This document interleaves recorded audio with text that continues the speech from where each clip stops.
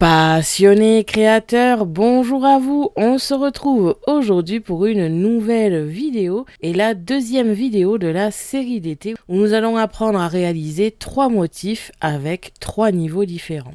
Nous avons premièrement ici la pastèque qui sera le niveau facile et qui sera fait à base de motifs de Canva Workspace directement. Ensuite, en niveau intermédiaire, nous avons le parasol qui sera fait avec des motifs de Canva Workspace directement, mais avec quelques petites retouches aux courbes. Et enfin, le niveau difficile, la feuille estivale, sera faite avec une forme de Canva Workspace, et après, il s'agira de modifications avec les courbes. On va donc voir dans cette vidéo comment réaliser ces 3 modèles et le faire avec Canva. Nous allons tout d'abord commencer par le niveau facile et donc la pastèque. Il va nous falloir 2 formes en particulier. Il s'agira tout d'abord d'un demi-cercle et enfin du motif goutte que l'on peut retrouver ici dans Autre. Je vais venir zoomer un petit peu. Je peux mettre de côté pour l'instant la goutte, ce sera pour la fin. Et on va tout d'abord s'attaquer au demi-cercle. On va premièrement l'inverser comme ici. Et je vais légèrement agrandir la hauteur sans toucher à la largeur. Je passe donc à 60 mm de hauteur pour 100 mm de largeur. Je vais venir le copier, donc CTRL-C, CTRL-V ou alors clic droit, dupliquer. Je vais venir diminuer sa taille grâce au petit point de modification dans l'angle bas droite. Et je vais venir faire en sorte que ça sorte légèrement ici du haut, mais que la forme reste quand même assez jolie en bas. Une fois que cela me plaît, je peux venir ici centrer verticalement. Et enfin, diviser. Je supprime le petit rectangle du haut qui m'a été créé vu qu'il dépassait. Et je vais pouvoir maintenant modifier les couleurs et on aura presque terminé. Je viens donc mettre ici du vert. À l'intérieur, je viens mettre un petit rose. Peut-être même un petit peu plus clair. Je prends maintenant la goutte. Je vais venir zoomer un petit peu plus. Dans les couches, je vais faire en sorte qu'elle soit au-dessus de mes 2 formes pour qu'on puisse la voir tout simplement. Je vais venir un petit peu l'allonger, donc la rétrécir au niveau de la largeur sans toucher à la hauteur. Je viens la remplir de noir et je vais pouvoir organiser ma forme. Je la copie 2 fois. La première restera ici dans ce sens-là. La seconde, je vais tout simplement lui mettre une petite inclinaison, donc un angle de 30 degrés par exemple. Et enfin la dernière, je vais venir la faire un petit peu plus, donc on va partir sur du 80 peut-être, voilà. Du 80 degrés, c'est plutôt pas mal. Une fois que j'ai la moitié des formes, je vais venir dupliquer celle à 30 degrés et l'inverser horizontalement. Et je réalise la même chose avec celle à 80 degrés. Je viens ici sélectionner les 2 formes face à face et je viens les centrer au milieu ici. Je les groupe. Je réalise la même chose avec les 2 autres formes ici. Je les groupe. Et enfin, je sélectionne mes 3 groupes, donc mes 2 groupes ici plus ma forme centrale, et je viens le centrer verticalement. Je groupe le tout et je viens centrer le tout comme ceci. Et enfin, on peut grouper entièrement et nous avons terminé notre pastèque. Comme vous avez pu le voir, c'est vraiment très très simple à réaliser. L'avantage d'un motif en plusieurs couleurs comme ici peut être de le faire avec du papier, donc dans 3 couleurs différentes de papier, ou alors vous pouvez très bien le flexer. Là-dessus, c'est vous qui voyez.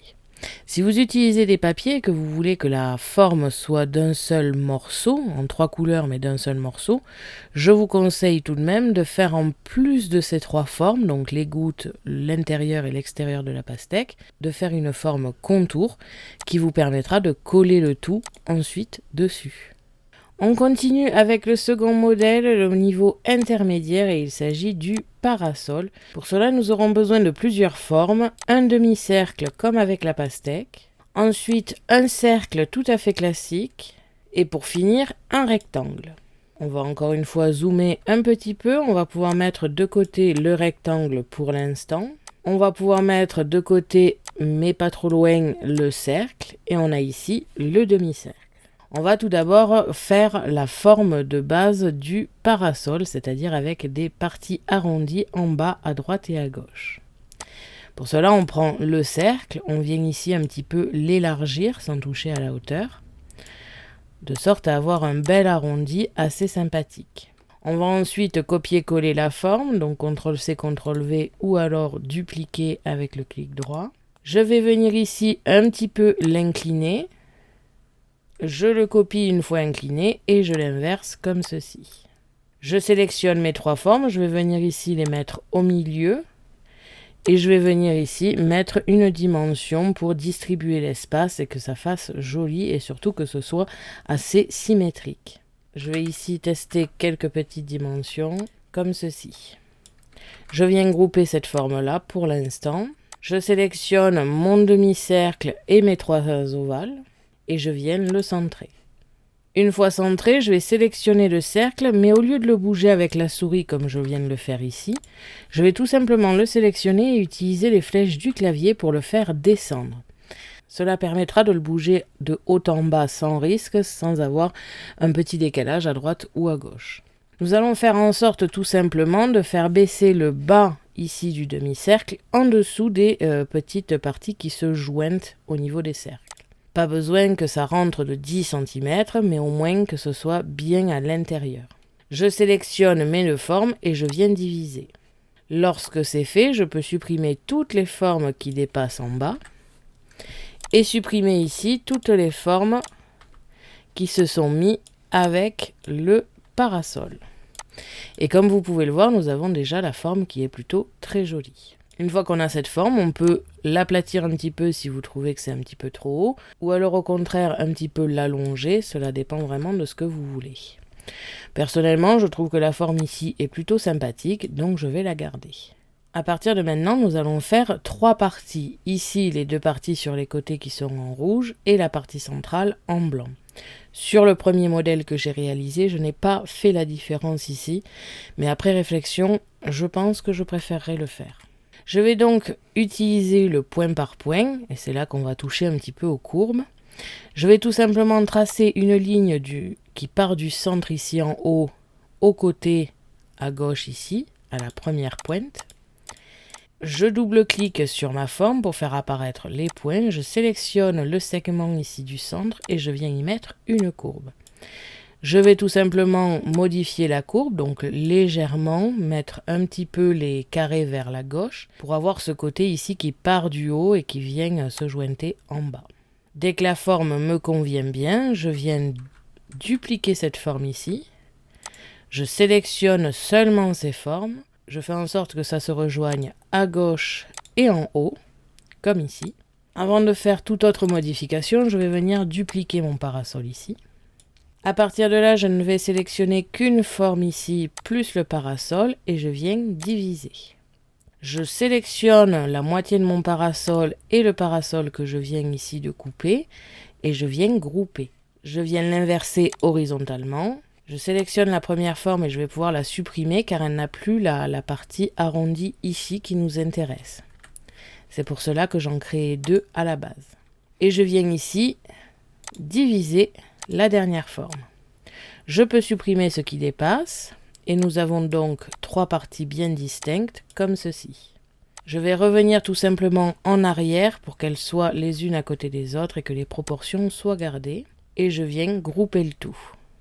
Nous devons donc avoir plusieurs formes, la base de notre parasol et 3 formes coupées et divisées. Je viens prendre maintenant mon rectangle, je viens lui mettre une largeur de 5 mm et une hauteur par exemple de 100 mm, 10 cm. Je viens ici positionner ma barre à peu près au niveau de la hauteur qui me conviendrait, ici ça me va plutôt bien. Je centre le tout et je viens fusionner. Et nous avons ici notre base que l'on peut mettre par exemple en noir. Nous avons ici nos 3 formes groupées. Je vais aller dans les couches pour voir mes 3 formes bien séparées comme ici. Je vais pouvoir sélectionner mes 2 formes, donc à droite et à gauche. On peut le voir grâce aux petites images à gauche ici. Et je viens mettre une couleur rouge. Pour la partie centrale, je la sélectionne aussi et je viens mettre une partie blanche. Je fais passer mon groupe au-dessus du parasol noir. Je sélectionne les 2, je le centre ici et je fais correspondre le tout en haut. et je peux grouper de manière définitive et nous avons ici notre parasol. Sur le modèle de base que j'ai réalisé pour vous le montrer en début de vidéo, je n'ai pas fait la partie noire ici, je n'ai pas fait la base et j'ai tout simplement utilisé le blanc ici comme base. Ça peut très bien être utilisé comme ça. Personnellement, après réflexion, je préfère ce modèle ici. Tout simplement, encore une fois, comme la pastèque, ça peut vous permettre, si vous le découpez au papier, d'avoir une base noire sur laquelle on vient rajouter les parties rouges et blanches. Nous avons donc terminé le second motif. Comme vous l'avez vu, il s'agit tout simplement de forme de base de Canva Workspace sur lequel on vient légèrement faire des courbes pour la partie ici décoration. On va maintenant pouvoir passer au modèle difficile avec la feuille. Comme vous allez le voir, on va beaucoup utiliser les courbes pour ce modèle. Pour cela, on va utiliser qu'une seule forme, c'est la forme œuf que l'on a sur le programme. Donc dans Autre, on a ici une forme qui ressemble totalement à un œuf. Je vais venir la prendre ici et c'est sur elle qu'on va venir apporter toutes les modifications que l'on souhaite. Premièrement, on va venir double-cliquer pour faire apparaître les points de contrôle. On va venir cliquer sur le point d'en bas pour sélectionner le segment de droite et on va venir y rajouter un point. Étant donné qu'il s'agit déjà d'une forme arrondie, il s'agit déjà de courbes et tous les points que vous allez rajouter seront en courbe. Donc déjà à ce niveau-là, on n'a pas besoin de faire grand-chose. Je vais venir changer un petit peu le point ici et je vais venir y mettre un petit creux en bas. Je change un peu les courbes pour avoir quelque chose de pas trop coupé droit d'un coup. À partir de là, je peux modifier un petit peu les courbes ici, comme ceci. Nous avons maintenant le bas de notre feuille. On va pouvoir faire les formes ici pour le creuser. Pour cela, on va utiliser que des courbes. Donc, on va venir prendre le point par point, venir faire des formes totalement aléatoires à l'intérieur ici de notre feuille. Pour l'instant, je ne fais que des triangles car techniquement, il nous faut 3 points pour pouvoir refermer notre motif et pouvoir y faire ce que l'on veut dessus. Mais au final, on n'aura que 2 points pour la plupart des motifs qui seront traités en courbe. Mais malheureusement, je ne peux pas faire juste un trait, sinon ce serait compté comme une forme non fermée. Je fais donc 3 points pour pouvoir refermer ma forme et ensuite retoucher dessus. Je vais sélectionner toutes mes formes les unes après les autres et les mettre en courbe. Toutes mes formes sont maintenant en courbe et je vais venir y faire des modifications. Le tout sera en accéléré, mais je vais vous en faire un ici en temps réel pour que vous compreniez un petit peu comment ça fonctionne. Donc comme je l'ai dit tout à l'heure, je suis obligée de faire 3 points, mais cela ne me convient pas pour le coup. Je vais donc en supprimer un. Je peux faire tout ce que je veux à partir de 2 points comme je viens de le faire ici. Je vais donc maintenant jouer avec les petits carrés pour avoir quelque chose qui soit un petit peu arrondi au bout avec des formes plus ou moins sympathiques. Et je fais quelque chose qui me plaît bien. Dès que la forme me convient, je passe à une suivante et je vous fais tout ceci en accéléré.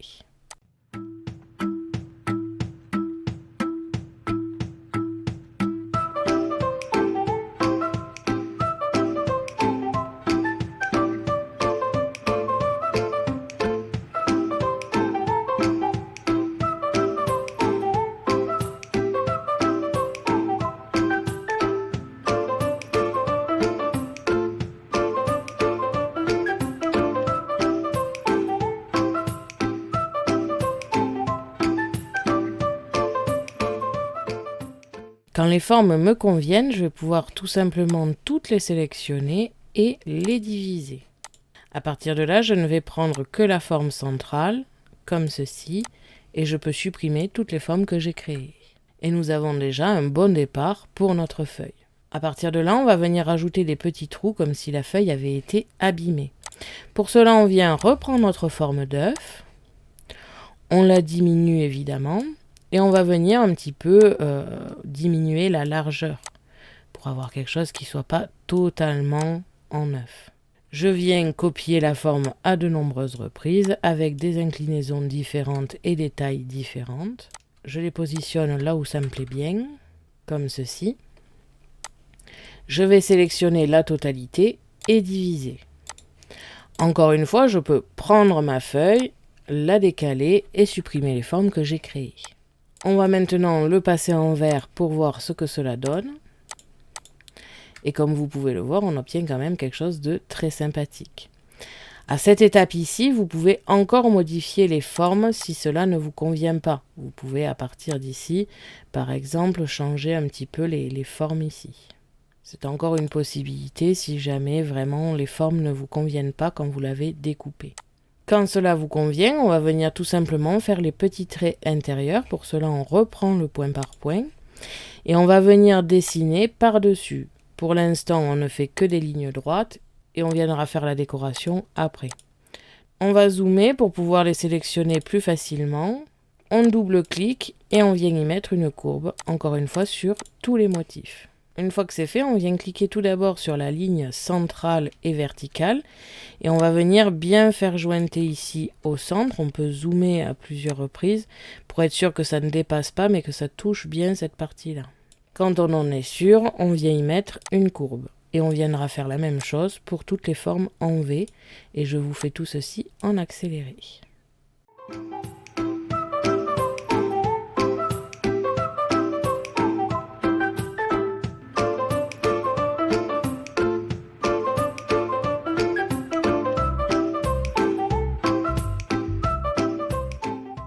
Une fois que ces formes vous conviennent, on va pouvoir venir ici dans les couches, les grouper ensemble. On va venir leur mettre une petite couleur plus foncée et on peut grouper le tout avec notre feuille pour être sûr de ne pas les bouger. Sur un projet final par exemple, ça pourrait donner une découpe sur un papier vert plutôt clair. Et avec le groupe des traits simples que l'on vient de créer, on vient tout simplement les mettre tous en tracé et le faire avec un feutre plus foncé.